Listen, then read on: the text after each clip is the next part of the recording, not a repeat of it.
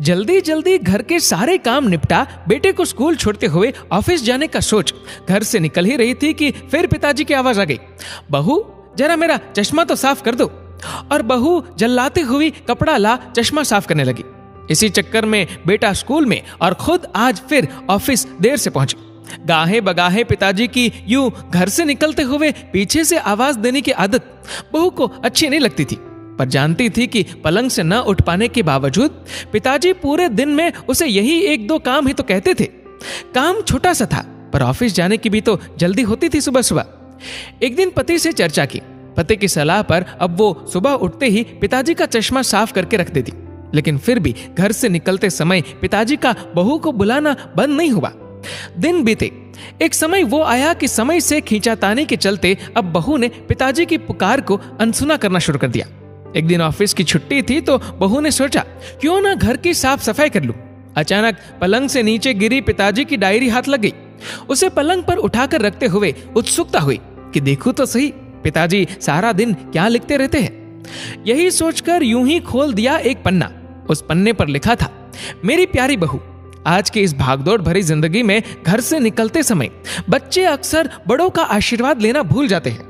बस इसीलिए जब तुम चश्मा साफ कर मुझे देने के लिए झुकती हो तो मैं मन ही मन अपना हाथ तुम्हारे सर पर रख देता। वैसे मेरा आशीष सदा तुम्हारे साथ है बेटा। आंखें नम हो गई।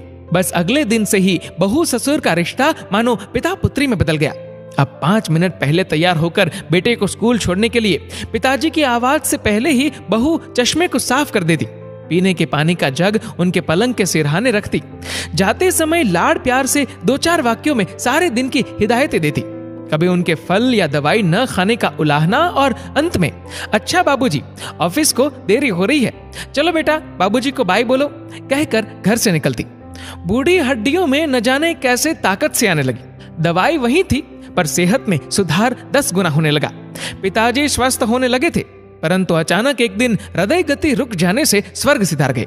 उनके अंत समय में उनके मृतदेह के चेहरे पर संतुष्टि के भाव की भी पूरे परिवार में खूब चर्चा हुई थी। आज पिताजी को गुजरे ठीक 2 साल बीत चुके हैं। आज भी बहू रोज घर से बाहर निकलते समय पिताजी का चश्मा साफ कर उनके टेबल पर रख दिया करती है। उनके अनदेखे हाथ से मिले आशीष की लालसा में आज भी सुबह घर से निकलते हुए न जाने क्यों ऐसा लगता है कि अभी आवाज आएगी, बहू जरा मेरा चश्मा तो साफ कर दे। माता पिता का अदृश्य आशीष ही ईश्वर की कृपा दृष्टि है। जीवित माता पिता की सेवा मरणोपरांत किए गए पितृ कर्म से कहीं अधिक उत्तम है।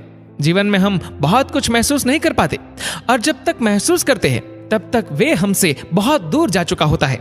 आइए इन बूढ़े वृक्षों को जल रूपी स्नेह तथा सेवा रूपी खाद से संजोकर फिर से युवा, स्वस्थ तथा हरा भरा करने का प्रयास करें। दोस्तों, इस वीडियो को लेकर आपकी क्या राय है, नीचे कमेंट करके जरूर बताएगा। और अगर आपको वीडियो अच्छा लगा हो तो इस वीडियो को लाइक करेगा, शेयर करेगा ज्यादा से ज्यादा लोगों तक। और ऐसे ही और भी इंस्पिरेशनल वीडियोस के लिए सब्सक्राइब करें हमारे यूट्यूब चैनल को और फेसबुक पर फॉलो करें हमारे पेज को। धन्यवाद।